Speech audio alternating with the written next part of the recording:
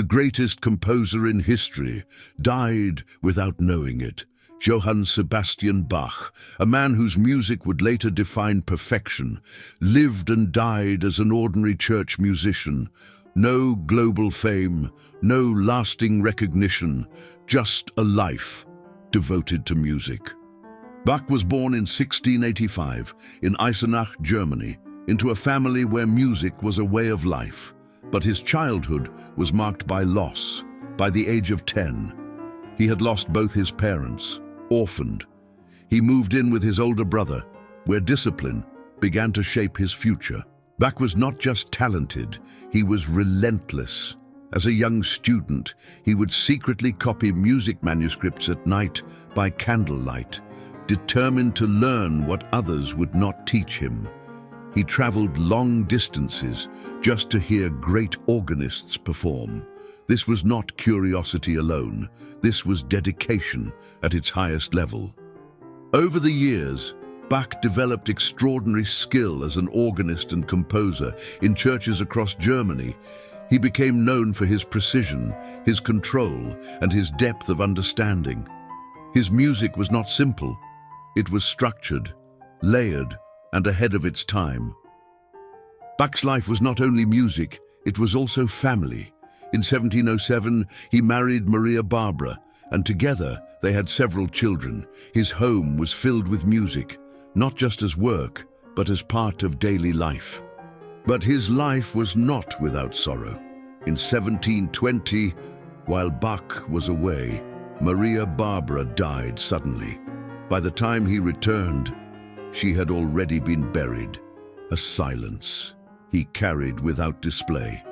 The following year, Bach married Anna Magdalena, a talented singer who became not just his partner, but a constant support in his life, assisting him and quietly supporting his work. Yet Bach did not stop. He continued to compose, to teach, to create, day after day, in quiet dedication. His work grew, not in fame, but in depth and in perfection. With Anna Magdalena by his side, assisting him and quietly supporting his work, Bach lived during the Baroque period, an era where music found structure, balance, and depth. And within this era, Bach did not just follow the rules, he perfected them. During his lifetime, Bach created a foundation for all music to follow, from the grand Brandenburg concertos to the profound solitude of the cello suites.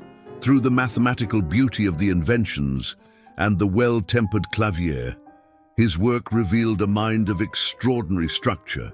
In the churches of Leipzig, where he served as Thomas Cantor, his music was not just performed, it was lived.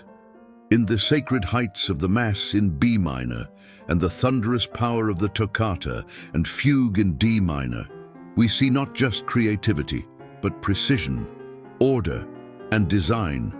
This was not just music, this was design in sound. In his later years, Bach's eyesight began to fade. After unsuccessful surgeries, he was left nearly blind. Yet even then, the music did not leave him. And in 1750, he passed away, not as a legend, but as a man whose style the world had already begun to leave behind. But time had not. Years later, his music was rediscovered, and the world finally began to understand the precision, the depth, the genius. His influence did not end with him. Several of his sons, including Carl Philipp Emanuel Bach and Johann Christian Bach, became composers themselves, continuing his legacy. Today, Johann Sebastian Bach is not just remembered. He is studied, performed, and revered. He was not famous in life, but in time, he became eternal.